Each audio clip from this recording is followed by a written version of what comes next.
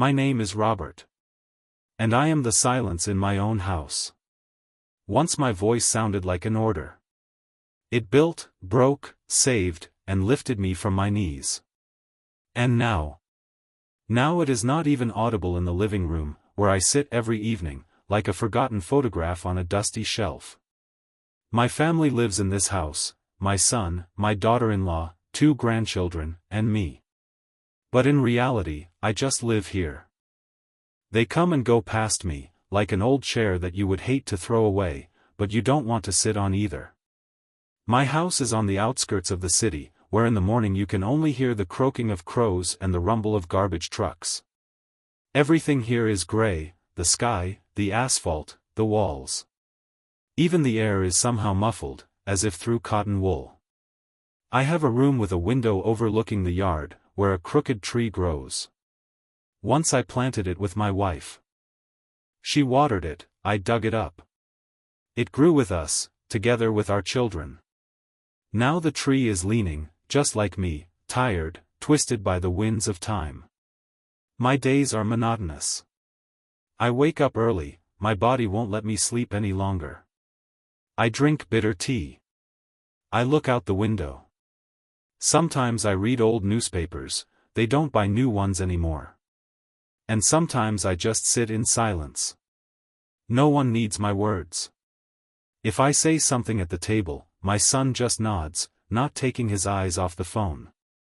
My daughter-in-law always hastily agrees and leaves.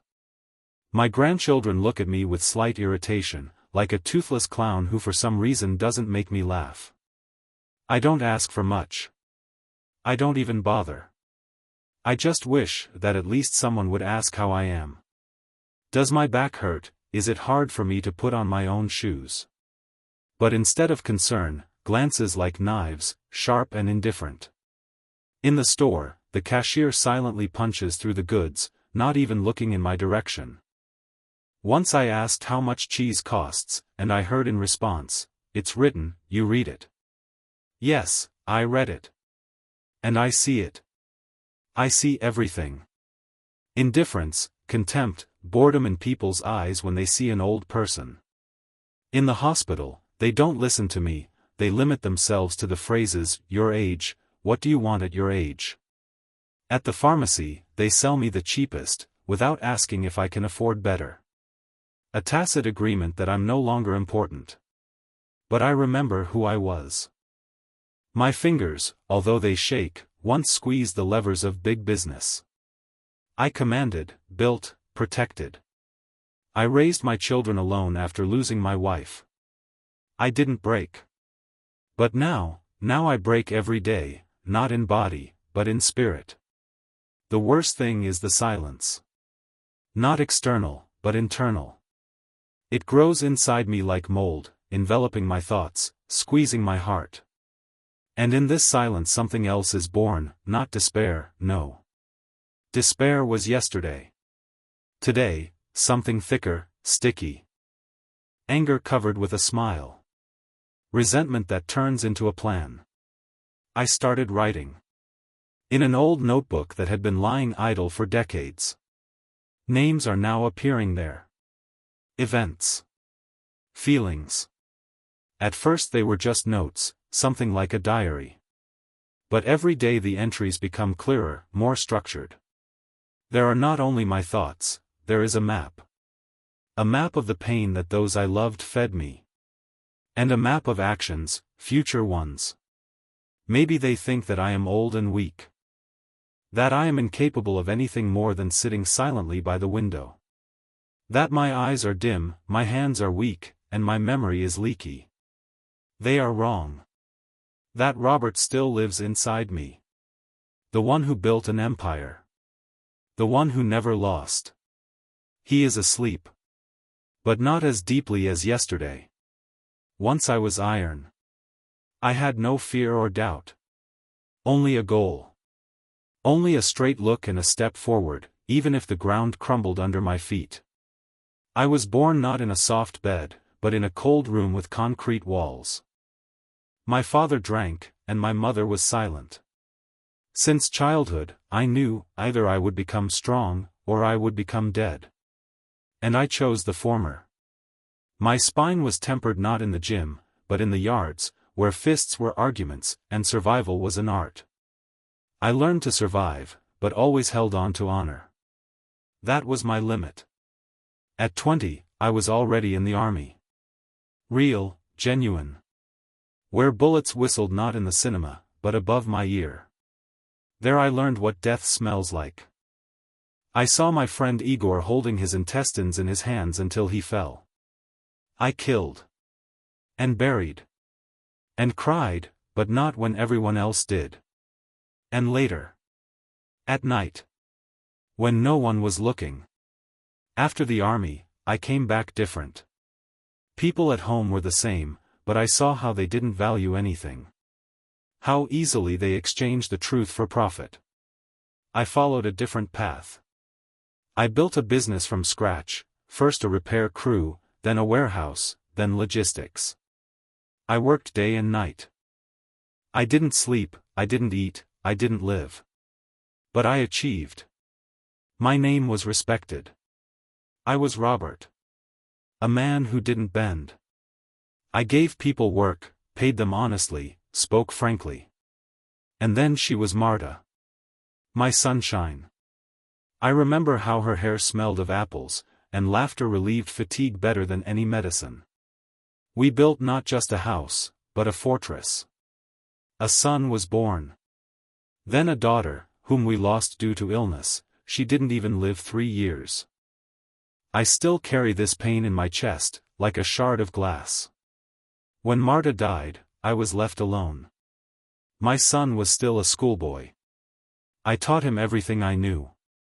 How to stand when the world is falling apart. How to be silent when everything inside is screaming. How not to break down when you are betrayed. I raised him. Gave him an education. Bought his first apartment. Taught him how to trade, plan, be a man. And what did I get? A cold thank you that lasted for several years.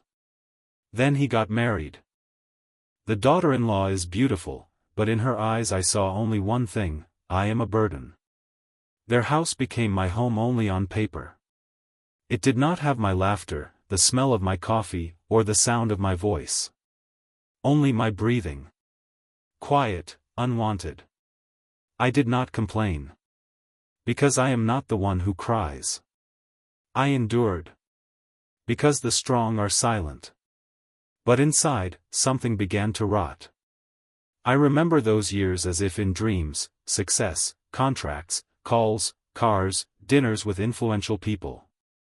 I was respected by mayors, businessmen, even those whom everyone feared. But I always stayed within the limits. I didn't steal, I didn't betray, I didn't sell my conscience.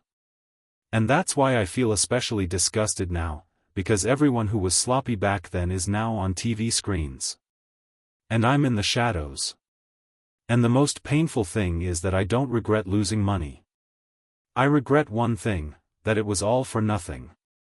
My honor, my strength, my life, didn't become a foundation. The family I built doesn't know who I am. To them, I'm just a grandfather. A grandfather who hums about his times, and gets ridiculously stuck in the hallway with a walker. They are annoyed by my slowness. They are tired of my voice. And I used to carry them on my shoulders. I often remember those nights when, barely standing, I helped my son with his lessons. I remember how I cooked soup myself, because there's nothing in the fridge. He didn't sleep to earn money for a bicycle. And now he doesn't even have time to say, "How are you, Dad?" And I see how the grandchildren mirror their parents. They have already learned to ignore me, as they should. Their world is different, and there is no place for an old warrior in it. Even if this warrior is their blood. I don't know when a crack appeared in me. But it is growing. Silently. Deeply. Every night I wake up from the silence. And I think, why? Where did I make a mistake? Maybe I should have been angry. Maybe kindness is just a disease that the stronger use. I look in the mirror. There is not me. There are wrinkles, gray hair, dull eyes. But if you look closely, very carefully, deep inside, you can still see the flame there. Small. But it is there. And I know, it is still capable of burning. Every person has a limit. A point beyond which it is not pain, but something else. I thought for a long time where it passes for me. It seemed that I was able to endure everything. But it was only self-deception. One morning, at breakfast, my son said this: between business, between coffee and notifications from the phone, we thought, maybe you would be more comfortable in a boarding house. There is care, specialists, their own, as they say. I didn't understand right away. I thought I was joking. I looked at him, his face is calm, but his eyes avoid my gaze. My daughter-in-law was already drinking tea without saying a word. A comfortable indifference froze at the corners of her lips. A boarding house? I asked, hoarsely. Yes, he answered, a little nervously. Nothing like that. A beautiful place. With nature. They will take better care of you there than we can. You see, we are always busy. I saw it. And I heard it. And I felt something crunch in my chest. For the first time in a long time, I felt really cold. In the evening, I heard my grandson talking to someone in his room on voice chat. He said, "But he's already gone. The old man is just a shadow. It's really hard for Mom and Dad. Let him go, he'll be better there." I sat in the hallway, holding a mug in my hands. And it seemed to me that it weighed 5 kilograms. And then I just put it on the floor and went to my room. In the hospital, another humiliation. I came with chest pain. I waited for an hour. When I entered the office, the doctor didn't even look up from the monitor. Age? 75. Well, then what do you want? It's normal. It's normal that I can't breathe. That my heart hurts. That the dreams are like war again. But I didn't argue. I left. Silently. I have a diary. A small black one with a cover that once belonged to my Marta. Where there used to be recipes and shopping records, now there are names. Dates. Words. Alexei is the son. August 25th, said about the boarding house. Avoids eye contact. Insults with silence. Oleg is the grandson. August 27th, called him a shadow, laughs at the video about the elderly. Shame on me for not studying at home. Dr. Kotov. 08/28, despised. Didn't look me in the eye. Didn't listen. Sentence without attention. Cashier, there are inscriptions. I used to pay them bonuses, now for them I'm a grandfather who can be torn off. Each entry is a nail. Not in the coffin, in the conscience. I no longer felt pain. Something changed in me. I began to observe. I learned to listen and look differently. In the morning, my daughter-in-law called my friend and complained that I was making noise with my cups. It's funny. I do everything quietly on purpose. But they don't hear it. They don't hear me. That same week, I tried to open the front door, the key didn't fit. New lock.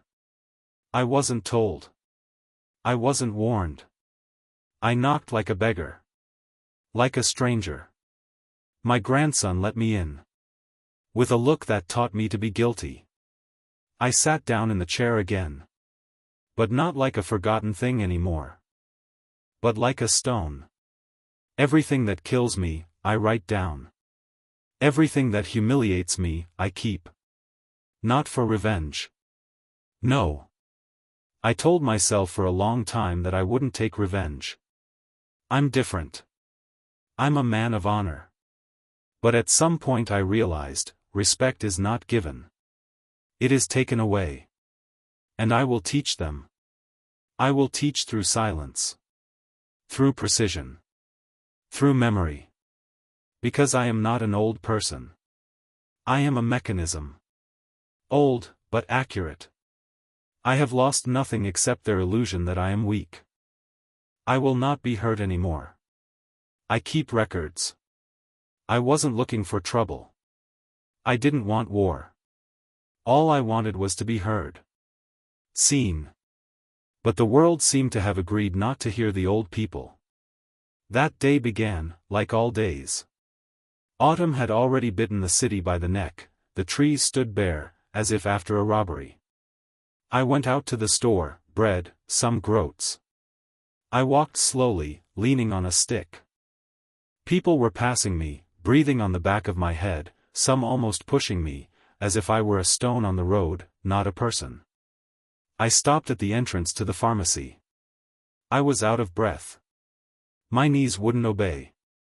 Silence echoed in my head. Figures were bustling around.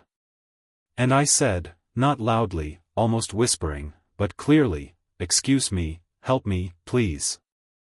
The young woman in the fur coat stopped, looked at me, grimaced as if I had asked her for her heart. "You're all just waiting to be pitted," she said out loud, to the entire sidewalk. People around her laughed. Lightly. Indifferently. Some twirled a finger at their temples. Someone took out their phone and took a picture, maybe for TikTok. I stood there and felt saliva dripping from the corner of my mouth. From powerlessness. From shame. From not even being able to answer. And something inside me crunched. The stick slipped out of my hand.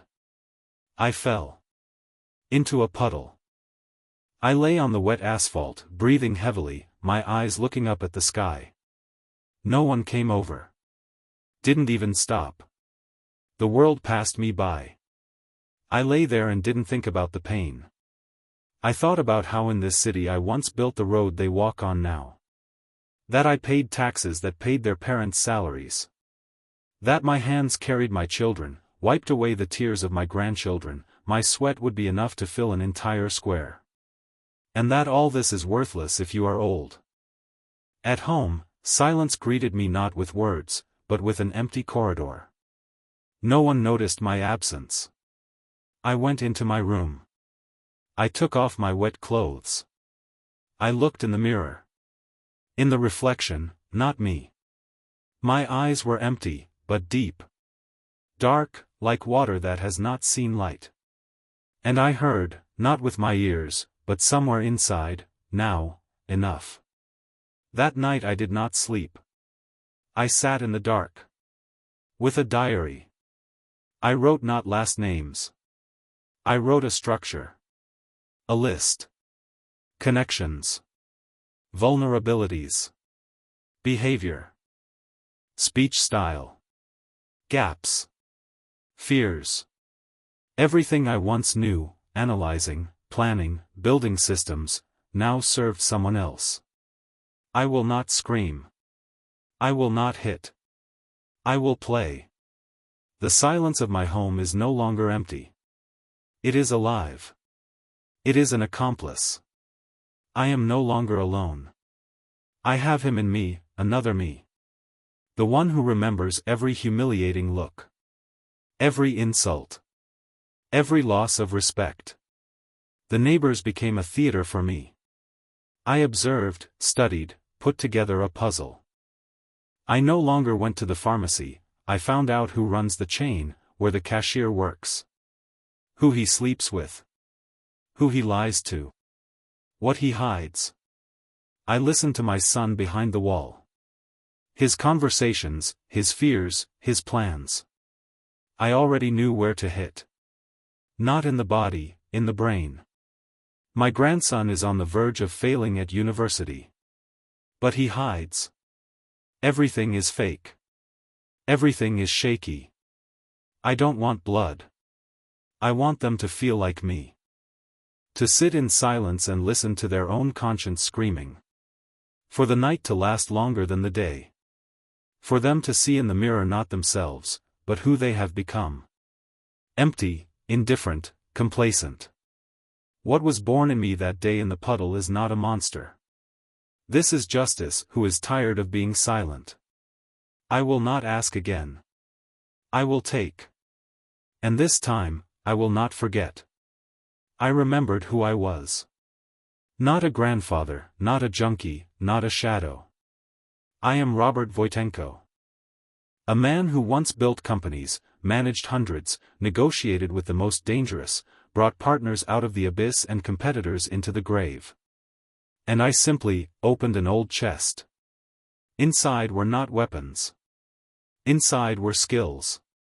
A system. I myself. People came out of the past. One of them was Victor Palomar, a former employee of the company's security service. A man with a memory that forgets nothing. I contacted him using the old number. He arrived 2 hours later. Without any questions. Because I knew, if Robert calls, it's not a request. This is the beginning of the game. I didn't want to destroy physically. It's too easy. And too fast. No, I chose something else, psychological warfare. I started small. With a dot. With a word. With situations that look like a coincidence. The first move was a pharmacy. The same one where I was humiliated. Victor found a leak of data from them, addresses of patients with addictions, prescriptions, purchases of opioids. Then, a call from an anonymous number to an investigative journalist. Everything seemed natural. A week later, the owner of the network was under investigation. And the cashier was out of a job. The second step, Dr. Kotov. It turned out that he works in 2 places. And in the second, he falsifies diagnoses for insurance companies. Copies of medical records, recordings from cameras, a fake patient, everything was collected in 3 days. Then, another anonymous person. Coincidence? Maybe. But the doctor disappeared at work. And I just read the newspaper and drank tea. The family is a separate chapter. My son had a mistress. I knew where to start, his password remained the same, I taught him not to change it. And I hacked everything, mail, messages, notes. Not for gossip. For effect. I left one sentence on the laptop screen when he wasn't looking, everyone knows. Get ready. Panic did everything for me. He confessed to his wife himself, he was too scared. And then, the second blow. Evidence that his daughter-in-law was taking kickbacks from the charity foundation where she works. I didn't hand them over to the police. I simply, accidentally, left the flash drive in her bag. She opened it, and saw herself. Videos, recordings, checks. Alone. Without words. The result? They argued. Loudly. Long. After that, silence. Tense, hoarse. I heard every word through the walls. And at that moment I was calmly cooking buckwheat for myself. Grandson. The little one considered me a laughing stock. But now I knew his weakness. He was cheating. His diploma was plagiarism. And I made sure that this fact was revealed during the university inspection. Anonymous appeal. And one more thing. Facts. Evidence. He is now on the verge of expulsion. He sits in the room like a cornered rat. He doesn't laugh. He doesn't pick on. He doesn't curl his lips. And I am silent. I didn't say anything to them. Not a word. I walked slowly. Just like always. They didn't see the wolf. Because the wolf is silent. I pushed, exposed, hinted. And everything looked like life. Like a series of bad days. But I was at the center. I am the conductor of their catastrophe. Not to destroy. But to teach. My diary is no longer just a record. It is a philosophy of retribution. I understood, revenge is not about beating. It is about changing. So that the one who betrayed saw my face and couldn't live with it anymore. I didn't want them to suffer forever. No. I wanted them to understand.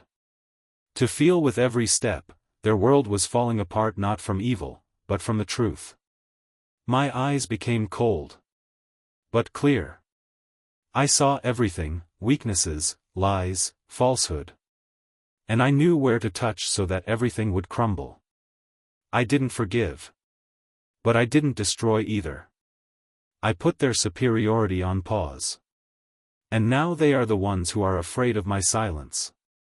Because it is not emptiness. Today, the silence in the house is different. Not tense. Not tired.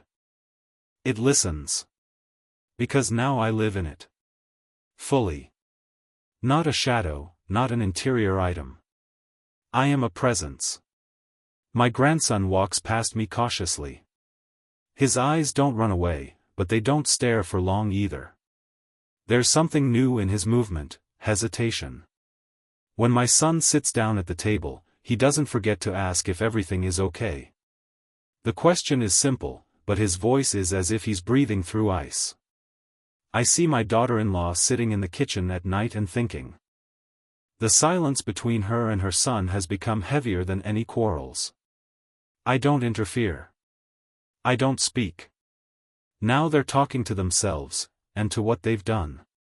I didn't expect thanks. And there weren't any. There won't be any hugs. No one will say, "You were right." But in their movements, in the brief pauses, in the sudden gaze that lingers on me, there is one thing, awareness. They know.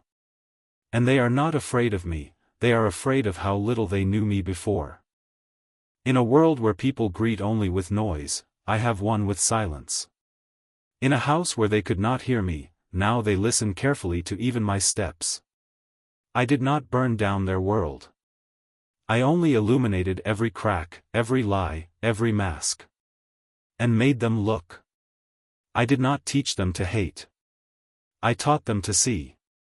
And now, when I sit by the same window, looking at the twisted tree in the yard, I no longer feel bitterness.